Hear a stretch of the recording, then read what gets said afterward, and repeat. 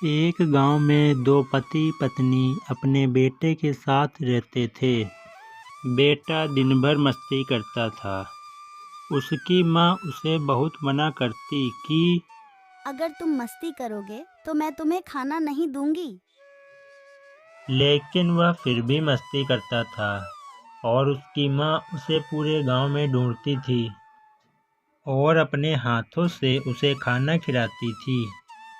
एक दिन बच्चे की माँ की एक गंभीर बीमारी के कारण मौत हो जाती है।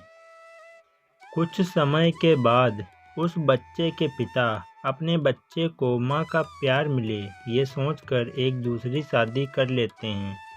एक दिन पिता मन ही मन सोच रहे होते हैं कि क्या मेरा बच्चा अपनी नई माँ के साथ खुश तो है ना?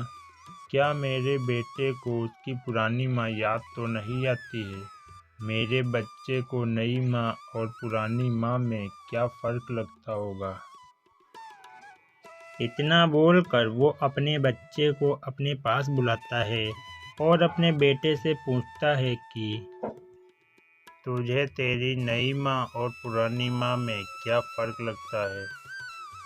बच्चा अपने पिता को बहुत ही धीमी आवाज़ में कहता है कि मेरी पुरानी माँ झूठी थी और ये नई माँ सच बोलती हैं। बच्चे का जवाब सुनकर उसके पिता हक्के बक्के रह गए और उसके पिता ने अपने बेटे से पूछा कि जिस माँ ने तुझे जन्म दिया और पाल पोस करके इतना बड़ा किया, वह माँ तुझे झूठी और ये कल की आई हुई औरत तुझे सच्ची कैसे लगती है? मेरी पुरानी माँ मुझे हमेशा कहती थी कि अगर तू मस्ती करेगा तो मैं तुझे खाना नहीं दूंगी। मैं फिर भी मस्ती करता था।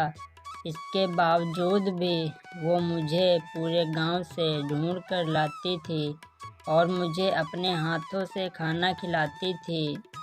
मेरी नई माँ भी यही कहती हैं कि अगर तू मस्ती करेगा तो मैं तुझे खाना नहीं दूंगी और आज मैं सच में पूरे दिन से भूखा हूँ।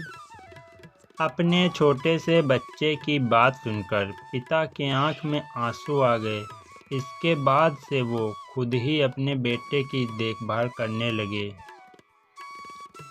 कहते हैं कि माँ जैसी बहुत मिल जाएगी, लेकिन जो असली माँ है उसके जैसी कोई और हो ही नहीं सकती। इसलिए हमेशा यही प्रार्थना कीजिए कि भगवान हमारे माता पिता को हमेशा खुश और स्वस्थ रखे। मंदिर में जाकर भगवान को पूजने से पहले अपने माता पिता को ज़रूर पूजें।